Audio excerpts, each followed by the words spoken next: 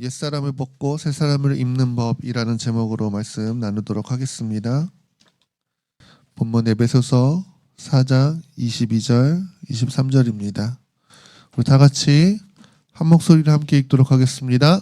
시작. 너희는 유혹의 욕심을 따라 구습을 따르는 옛사람을 벗어버리고 오직 너희의 심령으로 새롭게 되어 하나님을 따라 의와 진리의 거룩함으로 지으심을 받은 새 사람을 입으라. 아멘. 네, 바울이 계속해서 교회 가운데 어떻게 해야 교회가 교회다울 수 있는지를 권면하고 있습니다. 오늘 이 교회가 교회다운 교회 되기를 원합니다. 아멘. 교회다운 교회의 답은 다른 것을 찾는 것이 아니라 진리의 말씀, 하나님 기준이신 하나님 앞에서 찾는 것이지요. 그래서 에베소서가 이 교회에 대해서 다루고 있는 성경이기 때문에 우리가 살펴보고 있습니다. 바울이 오늘 교회에게, 특별히 성도들에게 하는 권면 중에 하나는 뭐냐면은 이방인과 같이 되지 말라는 겁니다. 이방인과 같이. 14장 17절 19절을 얘기하고 있죠. 너희는 이방인의 그 마음에 허망한 것으로 행함같이 행하지 말라라고 이야기하고 있는데, 여기서 말하는 이방인은 유대인이 아닌 자만을 말하는 것이 아닙니다. 교회 단순히 유대인이 아닌 자를 말하는 것이 아니라 그리스도의 약속 밖에 있는 자를 말하는 거예요. 그 예수를 믿지 않는 자를 말하는 것이죠. 하나님 백성이 아닌 자들을 말하는 것이죠. 우리도 본래는 어떤 자들이었습니까?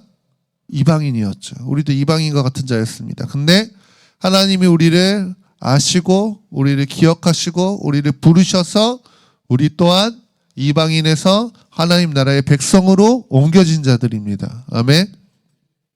네. 그래서 오늘 여기서 이방인과 같이 되지 말라는 거예요. 이것은 단순히 예수 믿어라 말아가 얘기하는 것이 아닙니다. 오늘 이 이야기를 듣고 있는 자들은 이미 이방인에서 하나님 나라의 백성으로 옮겨진 자들이에요. 그럼에도 불구하고 그런 자들에게 이방인과 같은 어떤 행동이 있을 수 있다라는 것을 이야기하는 것이죠. 이방인과 같다라는 것은 무슨 의미인가? 오늘 이 에베소서 4장 17절에서 19절의 말씀을 보면은 세 가지로 볼 수 있습니다. 하나는 뭐냐면은 그들의 생각이 타락했어요. 그들의 지식과 그들의 지성이 타락했습니다. 그러니까 그 결과로서 영적으로 하나님과 단절이 되었습니다. 마음이 굳어짐으로 말미암아 하나님의 생명에서 떠나게 되었습니다. 그 최종적인 열매는 무엇입니까? 그들이 감각 없는 자가 되어서 자신을 방탕에 방임하는 더러운 욕심으로 행하는 그들의 행동이 부패하게 되는 일들이 드러났습니다. 그래서 이들의 특징은 무엇이냐면 진리를 거부하는 자들인 거예요. 로마서 1장 25절 한번 함께 읽겠습니다. 시작. 이는 그들이 하나님의 진리를 거짓 피조물을 조물주보다 더 경배하고 섬김이라 주는 곧 영원히 찬송할 이시로다. 아멘. 하나님의 진리를 거짓으로 바꾸는 자들, 그리고 하나님을 인정하지 않는 자들이 이방인입니다. 오늘 이방인이라고 해서 특별히 다른 사람들을 이야기하는 거 아니에요. 이 사람들이 선하냐 악하냐, 이 사람이 도덕적이냐 도덕적이지 않냐, 윤리를 지키는 자들이냐 윤리를 안 지키는 자들이냐, 이걸 이야기하는 게 아닙니다. 하나님의 진리를 거짓으로 바꾸는 자들이에요. 하나님의 진리를 거짓으로 바꾸는 대표적인 거짓이 무엇이 있습니까? 창세기 1장 1절을 인정하지 않는 겁니다. 태초에 하나님이 천지를 창조하신 이라부터 받아들이지 않아요. 착한 사람인데 이거 안 받아들이는 사람 있죠. 얼마나 많이 있습니까? 착하고 안 착하고의 문제가 아닙니다. 오늘 하나님의 진리를 인정하고 받아들이는 자냐 아니냐, 이것을 받아들이지 않으면은 그 사람의 도덕성과 상관없이 마음이 굳어져서 하나님과 단절될 수밖에 없다라는 것입니다. 그리고 이게 삶의 모습으로 드러나는데 감각을 잃어버리게 되고 자신의 방탕에 방임하게 되는, 욕심으로 행하는 죄인으로 살아가게 된다라는 것이죠. 바울이 이런 이방인의 삶의 모습에서 우리가 돌이켜야 된다라고 이야기하고 있는 것입니다.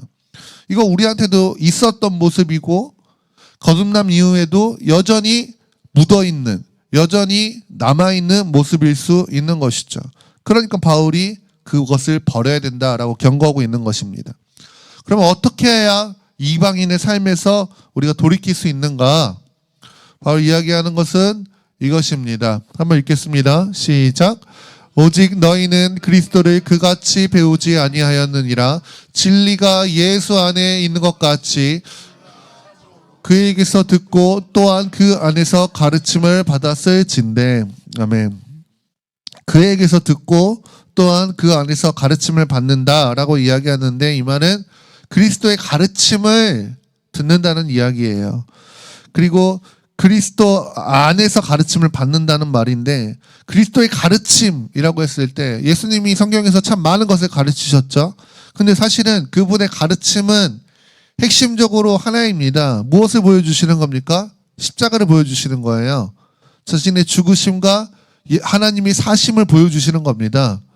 예수님이 보여주신 건 딴 게 아니에요. 나를 보면 아버지를 볼 수 있다라고 하신 거죠. 내 말을 들은 자는 아버지의 말을 들은 거라고 하신 거죠. 예수님 자신의 가르침을 지어내서 제자들에게 말하지 않으셨어요. 아버지가 말씀하시는 것을 그들을 전달하시는 분이었어요. 그 과정에서 예수님 철저하게 뭐 하신 거예요? 자기는 죽으시고 아버지가 사시는 것을 제자들에게 보여주신 겁니다. 그리고 궁극적으로 그것이 드러나기 위해서 십자가로 가셨고, 예수님이 기도와 같이 내가 아버지에게 그러한 것처럼 너도 나에 대해서 그렇게 하라고 하시는 거예요. 그래서 예수님의 가르침의 핵심은 십자가입니다. 그리고 또 그리스도 안에서 가르침을 받는다라고 이야기하는데, 특별히 바울이 쓴 서신서들, 그것을 바울 신학이라고도 이야기하는데, 바울 신학의 핵심적인 단어가 바로 그리스도 안입니다. 그리스도 안. 이 그리스도 안이라고 하는 의미를 뭐 해석하는 여러 가지가 있는데, 제가 믿기로 그리스도 안은 그리스도를 믿는 믿음 안에서예요. 그리고 그리스도가 행하신 일을 믿는 믿음 안에서입니다. 이렇게 해석해서 그리스도 안이라는 그 문장을 보면은 대부분 해석이 맞게 됩니다. 그래서 그리스도께서 하신 일이 무엇입니까? 그 핵심적인 살기 십자가 지시고 부활하신 일인 것이죠. 예수님 그것 때문에 이 땅에 오신 분이세요. 그래서 결국에는 이 말씀은 무엇이냐면, 우리가 십자가를 배울 때에 우리가 이방인의 삶에서 돌이킬 수 있다라고 바울이 이야기하고 있는 겁니다.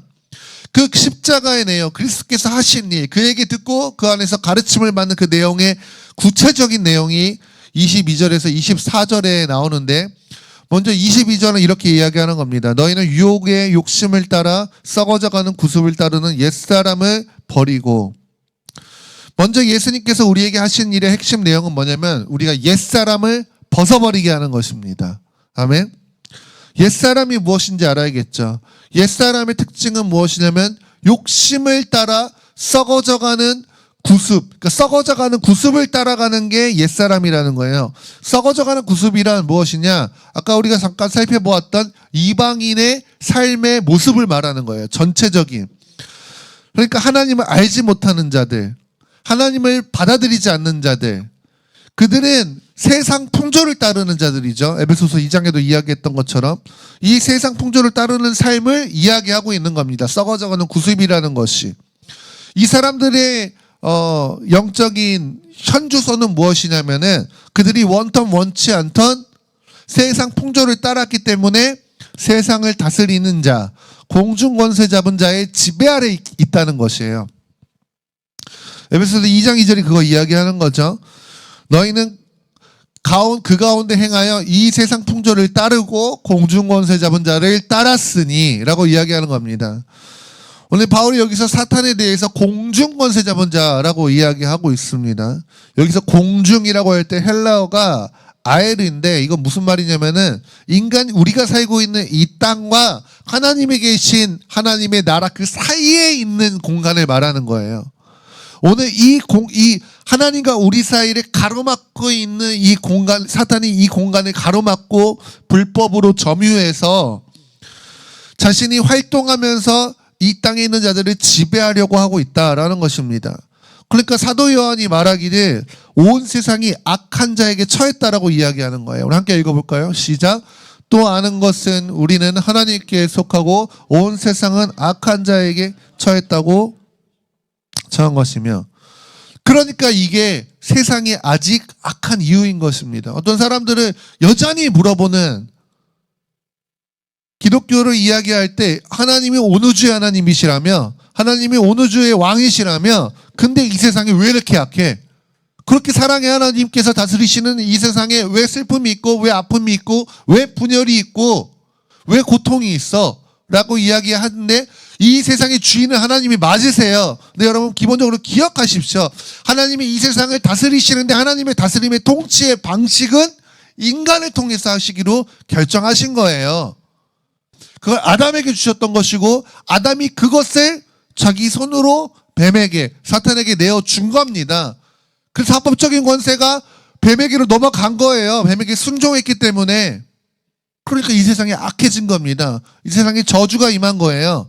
근데 예수님이 오셔서 그것을 되찾으신 것이죠. 아멘. 그것을 되찾으셔서 누구에게 주셨습니까? 교회에게 주신 것입니다.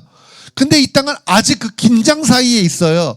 교회가 이 권세를 사용해야지 하나님의 통치가 드러날 수 있는 겁니다. 사탄이 예수님께 십자가에 졌다고 해서 아이고 내가 졌습니다 라고 하고서 우리는 그냥 조용히 지옥으로 물러가 있겠습니다 하지 않는다라는 거예요. 아직은 공중 권세, 이 공중 안에서 여전히 불법으로 머물면서 자신이 마치 그런 예수님에게 패배한 적이 없는 것처럼 이 세상에 영향력을 불법으로 끼치고 있는, 그는 도둑이고 그는 강도이기 때문에 그게 사탄이 지금 활동하고 있는 모습이고 영역이다라는 것입니다. 그래서 이 세상 통조를 통해서 사람들은 사탄에게 자기가 원하지 않지만 혹은 자기도 모르는 사이에 지배를 받고 있다라는 것입니다. 이 지배를 받는 모습이 썩어져가는 구습인 거예요. 그리고 그 구체적인 형태가 17절, 19절에서 말했던 허망한 생각, 무지함, 굳어진 마음, 감각 없고 방탕에 방임하고 더러운 욕심으로 행하는 것으로 드러난다라는 것입니다.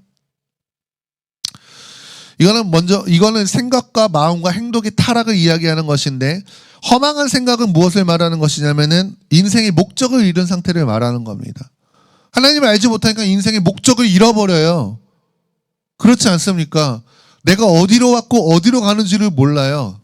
하나님을 정말 알고 진리를 아는 사람은 물론 구체적인 꿈은 다를 수 있죠.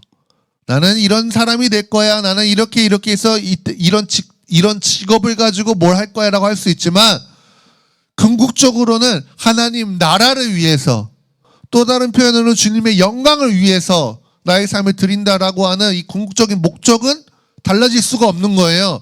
우리의 본향인 하나님 나라를 준비하는 삶을 살 거야 라고 하는 목적은 다를 수 없는 겁니다.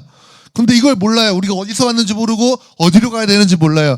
그러니까 아무리 훌륭한 사람, 아무리 도덕적인 사람이라고 할지라도 인생의 목적을 찾지 못하게 되는 겁니다. 잃어버리는 겁니다. 잘못된 목적을 갖게 되는 것이죠.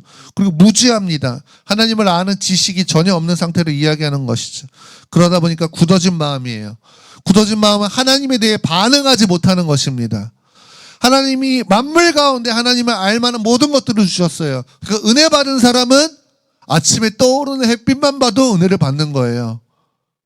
겨울에 추운 차가운 공기를 맞이해도 감사한 겁니다. 밤에 해가 지는 것에 감사하고, 이 모든 것이 하나님의 은혜라는 것을 발견할 수 있어요. 마음이 부드러워졌기 때문인 것이죠. 근데 마음이 굳어지면은 하나님에 대해서 전혀 반응하지 못하게 되는 겁니다. 그리고 감각이 없어요. 이 감각이 없으면 죄에 대해서 무감각한 상태를 말하는 것입니다. 우리 안에 양심이 살아있으면은 오늘 하나님을 대적하게 만드는 이 죄에 대해서 양심이 외칩니다. 그래서 죄를 짓더라도 불편하고 죄를 짓더라도 돌이키고 회개하게 만들어요. 근데 죄가 죄라는 것을 알지도 못하고 죄를 지어도 기준을 하나님께 두지 않기 때문에 양심의 기능이 거의 잠들어 있다시피 합니다. 감각이 없어요.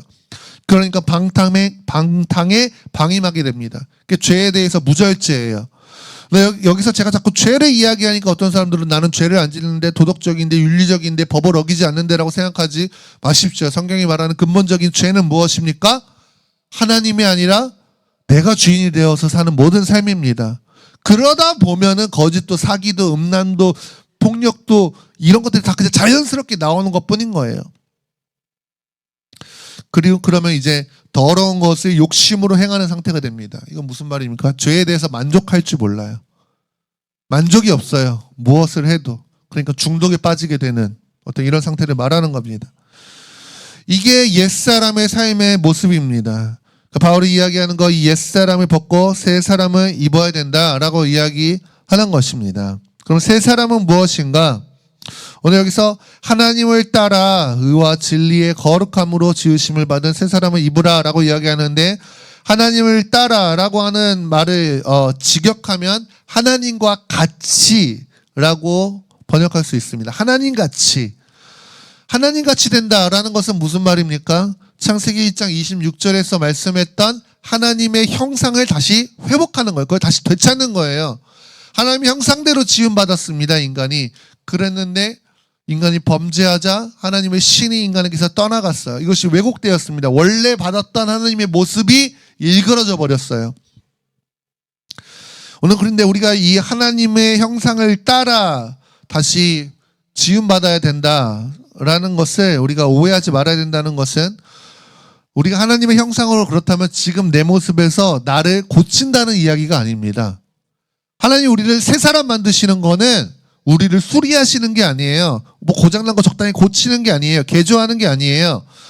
오늘 아까 읽었던 말씀에서 지으심을 받아라고 이야기하는데, 여기서 지으심 받는다라는 것은 완전히 새롭게 창조한다는 의미입니다. 새 사람은 우리를 고친 사람이 아니라 내가 더 나은 사람 된 것을 말하는 것이 아니라 완전히 지음받은, 새롭게 지음받은 상태를 말하는 것입니다. 그래서 기독교는 우리를 개선하는 종교가 아니에요. 안 좋은 나의 습관을 고쳐서 좋은 사람 만드는 게 기독교가 아닙니다. 이건 종교가 하는 일이에요. 근데 많은 사람들이 교회 안에 있으면서도 기독교를 종교로 접근해요. 나를 고쳐보려고 이야기하고, 내 남편 교회 데리고 와서 내 남편 좋은 사람으로 바꾸려고 이야기하고, 말 안 듣는 내 자녀 교회 다니면서 착한 사람으로 고쳐보려고 생각하는데, 우리 기독교는 개선하는 종교가 아니에요. 나를 좋은 사람 만드는 종교가 아닙니다. 갈라디아서 6장 15절 함께 읽겠습니다. 시작. 할례나 무할례가 아무것도 아니로되. 아멘. 성경이 말하는 것은 무엇을 중요하다고 합니까? 새로 지으심을 받는 것이 중요하다라는 거예요. 새로 시작돼야 된다라는 겁니다. 그래서 하나님은 우리를 새로 창조하십니다. 그런즉 누구든지 그리스도 안에 있으면 새로운 피조물이라, 이전 것은 지나갔고 보라 새 것이 되었도다 라고 우리를 새 창조하신다는 거예요. 아멘. 이 새 창조가 내 안에 이루어진 사람을 거듭난 사람이라고 이야기하는 겁니다. 그럼 이 새 사람은 어떻게 창조되는가? 4장 24절 함께 읽겠습니다. 시작. 하나님을 따라 의와 진리의 거룩함으로 지으심을 받은 새 사람을 입으라. 오늘 의와 진리의 거룩함으로 지으심을 받았다라고 이야기하는데, 이렇게 말하면 좀 본래 원어의 의미가 조금 헷갈릴 수 있고, 직역하면 이런 겁니다. 진리로부터 나온 의로움과 거룩함으로. 진리로부터 나온 의로움과 거룩함인 거예요. 그러니까 재료는 무엇이냐면은, 새 사람의 재료는 진리예요. 진리. 이 진리는 누구입니까? 예수 그리스도이시죠. 예수 그리스도. 결국 새 사람은 예수 그리스도로 지음을 받은 존재예요. 새 사람의 성부는 예수 그리스도이십니다. 예수 그리스도의 생명을 받은 자가 새 사람이다라는 겁니다. 그리고 이 새 사람의 특징이 뭐냐면 거룩하고 의가 있는 자인 거예요. 의로움과 거룩함이 있는 자예요. 의로움은 무엇입니까? 하나님 앞에 관계가 올바른 것을 이야기하는 거예요. 성경에서 말하는 의로움은 하나님 앞에 관계가 올바른 것을 이야기하는 거예요. 이전에는 우리가 옛사람일 때는 어떻게 해도 하나님 앞에 의로울 수가 없는 존재였던 겁니다. 근데 이제 우리가 예수 그리스도로 새롭게 지음을 받으니까, 예수 그리스도의 생명이 내 안에 들어오시니까 하나님 앞에 유일하게 의로우실 수 있는 분, 예수의 생명으로 말미암아 우리도 하나님 앞에 의로운 자가 되는 것입니다. 이게 의로워졌다라는 것입니다. 또 우리는 어떤 자입니까? 거룩합니다. 이 세 사람의 특징은 거룩해요. 이 뜻을 따라 예수 그리스도의 몸을 단번에 들이심으로 말미암아 우리가 거룩함을 얻었노라 라고 주님 말씀하고 계십니다. 이 거룩은 우리가 흉내내고 우리가 노력한다고 해서 되는 게 아니에요. 그래서 성경은 우리에게 거룩을 노력하라고 이야기하지 않습니다. 근데 많은 사람들이 성도는 거룩한 거예요. 그래서 여러분 거룩하셔야 됩니다. 라고 이야기해요. 근데 이 거룩은 노력하고 흉내낸다고 되는 게 아니에요. 이미 말씀하시기는 우리가 거룩함을 얻었다라고 이야기합니다. 거룩은 이미 우리에게 주어진 것입니다. 근데 이 거룩에 대해서 오해하는 거예요. 이 거룩이 우리의 행동이 완벽한 것이라고 착각을 해요. 거룩이 그것을 말하는 것이 아니라 우리의 생명이 본질적으로 바뀌었다라는 이야기입니다. 옛사람의 생명에서 새로운 하나님에게 속한 생명으로 바뀌었다라는 거예요. 예수 그리스도의 생명으로, 하나님의 생명으로. 그 생명이 거룩하니까 우리도 거룩한 존재가 되었다라는 것이고, 또 이 거룩함은 무엇을 말하냐면 우리의 신분이 법적으로 바뀌었다라는 것을 이야기하고 있는 겁니다. 그러니까 이전에는 어땠어요? 옛사람의 생명을 가지고 사는 사람이었고 죄의 본성을 가지고 사는 자였어요. 공중권세자 자의 세상 통조를 따르는 자였어요. 그러다 보니까 우리도 마귀의 자녀가 될 수밖에 없었습니다. 그게 우리의 신분이었어요. 근데 이제는 그리스도로 새롭게 창조된 새 사람이 되었죠. 그래서 우리의 생명이 옛사람의 성분이 아니라 그리스도의 성분으로 바뀐 자들이 되었습니다. 그래서 우리도 거룩한 자가 된 거예요.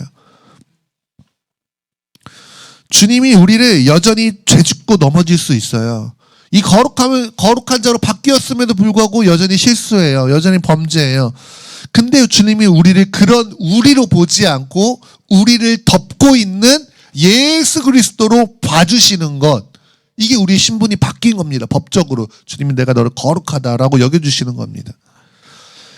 그래서 성경이 말씀하는 바는 우리가 새 사람이 되었다라는 거예요. 더 이상 우리가 썩어져가는 구습을 따라서 사는 옛사람이 아니라는 겁니다. 예전에는 이렇게 살 수밖에 없었어요. 옛사람으로 사는 것 말고는 다른 선택의 여지가 없었습니다.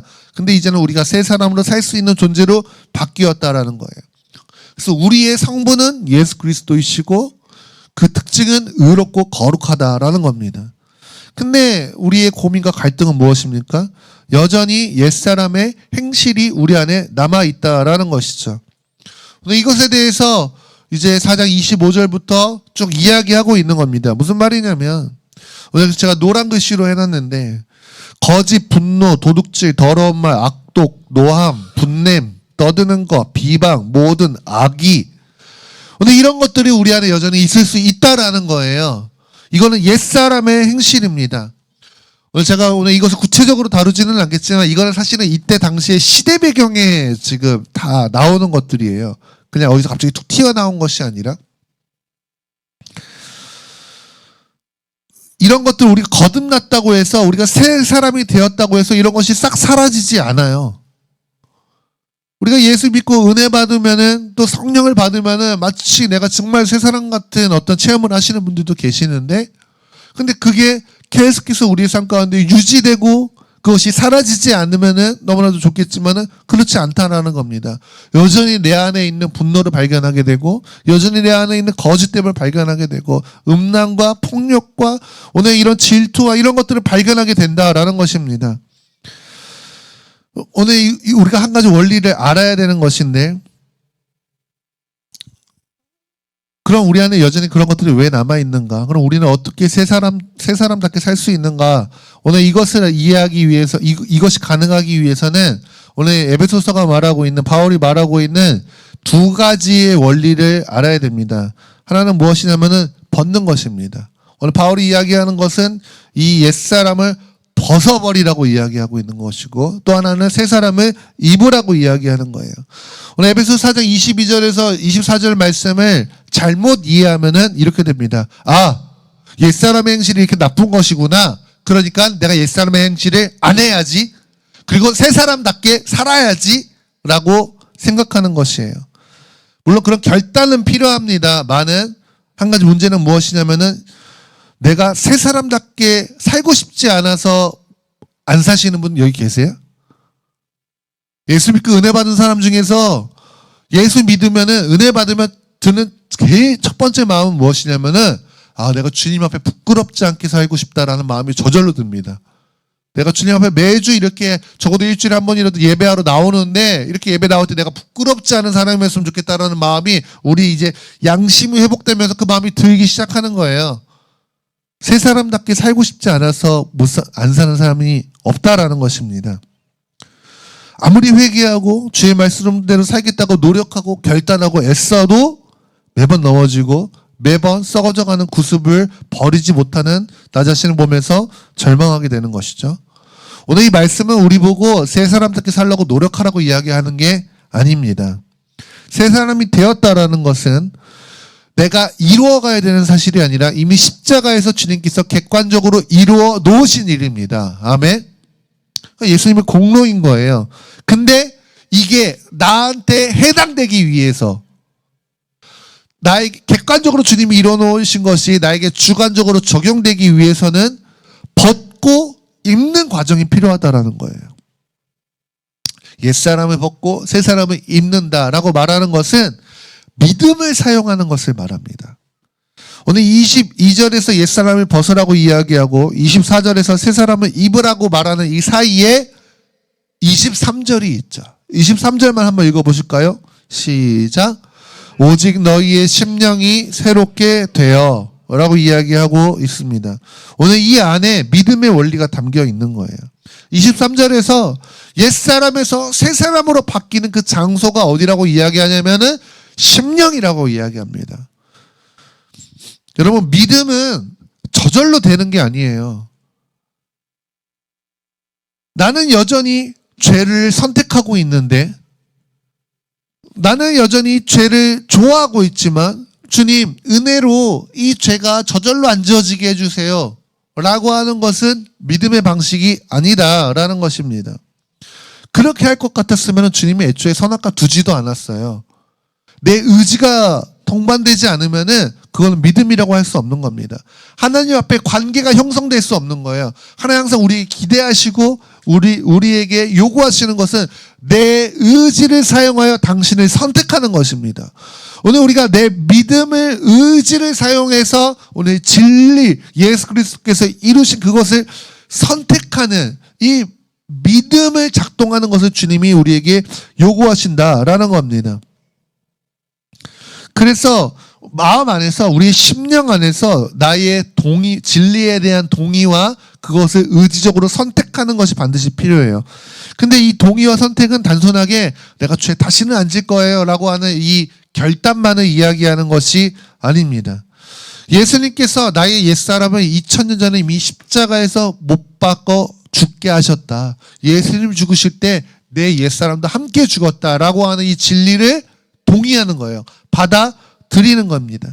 그리고 그분이 부활하실 때 나도 그 안에서 함께 부활하였고, 그래서 나의 위치와 나의 신분은 예수님이 승천하실 때 함께 올라간 예수님의 보좌에 나의 신분이 있으며, 그리고 그 예수님께서 약속하신 대로 하늘에 오르신 주님이 성령을 보내셔서 그 성령이 내 안에 오실 때 내 안에 예수의 생명이 함께 있다라고 하는 이 진리를 믿는 믿음, 이것을 인정하고 믿는 나의 의지를 발동할 때 믿음이 작동하는 거예요. 이거 갈라디아서 2장 20절이 우리 안에 작동하게 되는 원리죠.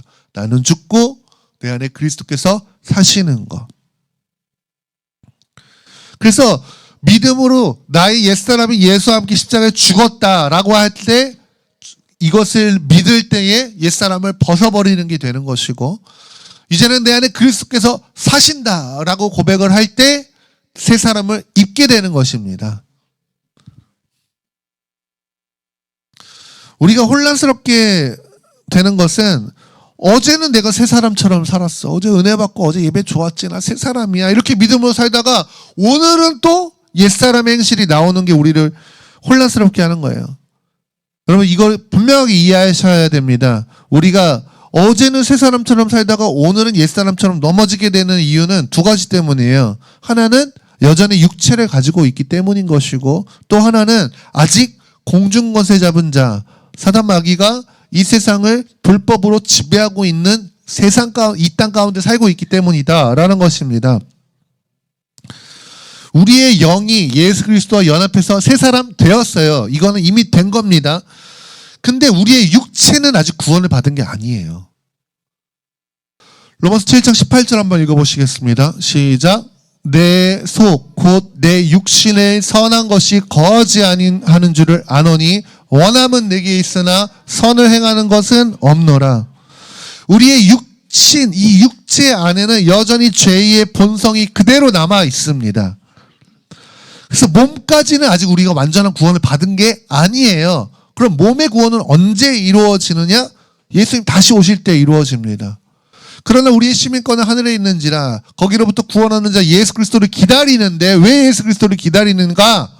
그는 만물을 자기에게 복종하게 하실 수 있는 자의 역사로 우리의 낮은 몸을, 여전히 이 죄에 오염되어 있는 우리의 몸을 자기의 영광의 몸의 형체와 같이 변하게 하시는 날이 온다라는 거예요.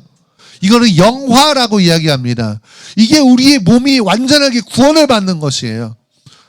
그러니까 우리가 천국 가면은 어떡하지?